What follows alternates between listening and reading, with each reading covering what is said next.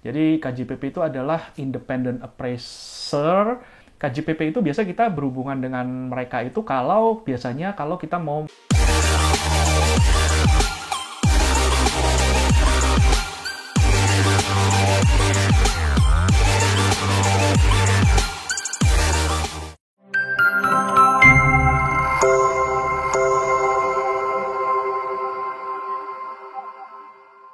Halo teman-teman, kembali lagi ketemu dengan Andi di channel King Kos di Raja Kos.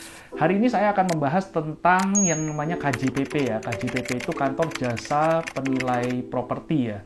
Jadi KJPP itu adalah Independent Appraiser. Jadi pekerjaan dia adalah membantu kita untuk menilai suatu properti supaya kita tahu harga pasarannya itu berapa gitu. Nah, KJPP itu biasa kita berhubungan dengan mereka itu biasanya kalau kita mau mengajukan kredit bank. Kalau kita mau beli properti atau kita mau menjaminkan properti kepada bank, maka bank akan mengappraisal properti tersebut pakai jasa KJPP itu tadi. Jadi kita bisa tahu berapa sih harga pasarannya, dan bank itu nanti dari nilai appraisal itu akan menentukan berapa pencairan dana yang bisa kita terima maksimalnya itu berapa gitu. Nah, kalau KJPP itu model kerjanya adalah biasanya ini sepengalaman saya berurusan dengan KJPP, dengan pengalaman saya sudah puluhan atau bahkan ratusan rumah yang saya appraisal.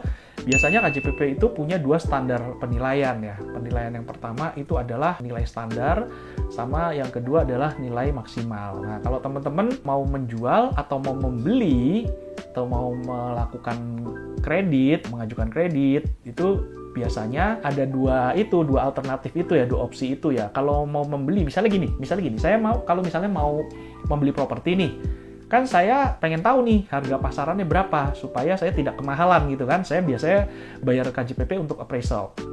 Terus saya bilang sama KJPP-nya, ini kasih nilai yang standar aja ya, standar itu yang minimal gitu.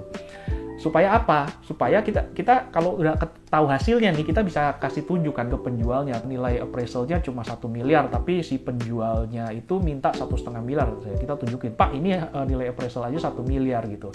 Nah, makanya nilai appraisal kalau kita mau beli, itu biasanya saya minta harga yang standar, yang minimal gitu.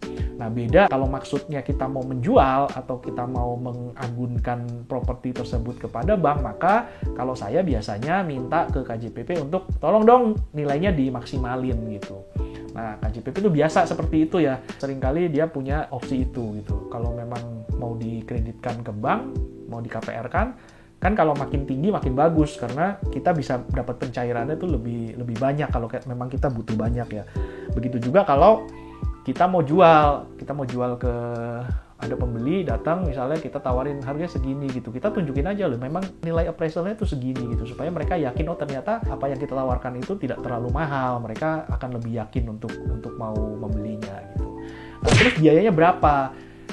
KJPP itu beda-beda, harganya beda-beda, tapi beda-bedanya nggak terlalu banyak. Karena apa? Karena kelihatannya memang sudah ada mereka sudah ada organisasi yang memang menentukan harga gitu loh. Jadi sudah ada standarnya. Misalnya tanah di bawah 1.000 meter harganya berapa, kalau di atas 1.000 meter harganya berapa. Itu mereka kayaknya sudah ada standarnya.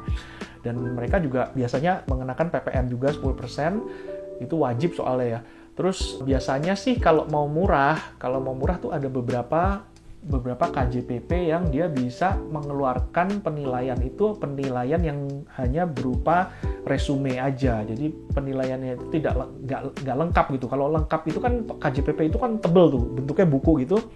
Terus di situ nanti mereka akan mensurvei harga pasaran tanah sekitarnya, terus diteleponin, difotoin segala macem, terus dianalisa lingkungannya segala macem. Itu yang lengkap. Nah, dan itu biasanya biayanya di atas 1 juta itu.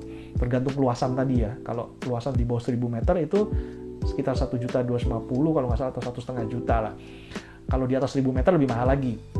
Nah, tapi kalau dia cuma mengeluarkan resume, kalau resume ini mereka lebih gampang kerjanya. Karena apa? Karena mereka sudah punya database. Mereka sudah punya database di daerah A misalnya.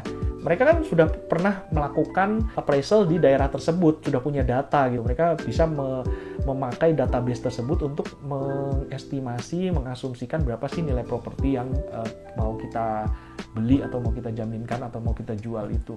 Nah, teman-teman kalau memang budgetnya terbatas ya bisa pakai yang model resume itu.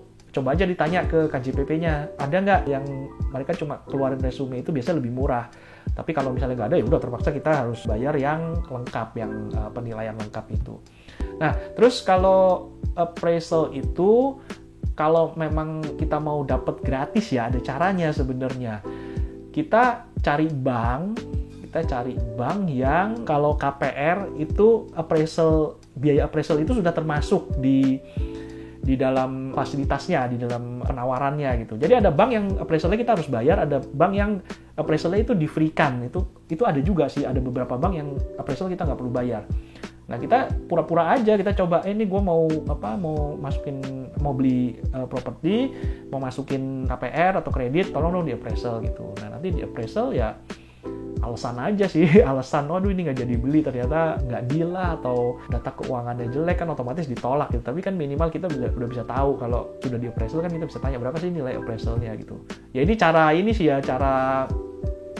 sebenarnya cara agak nggak etis sih, tapi ya memang bank itu memberikan fasilitas, ya kenapa enggak ya. Oke teman-teman, mungkin itu sedikit tentang appraisal yang bisa saya sharingkan di sini. Semoga berguna. Jangan lupa subscribe channel ini, bantu saya untuk terus mengembangkan channel ini.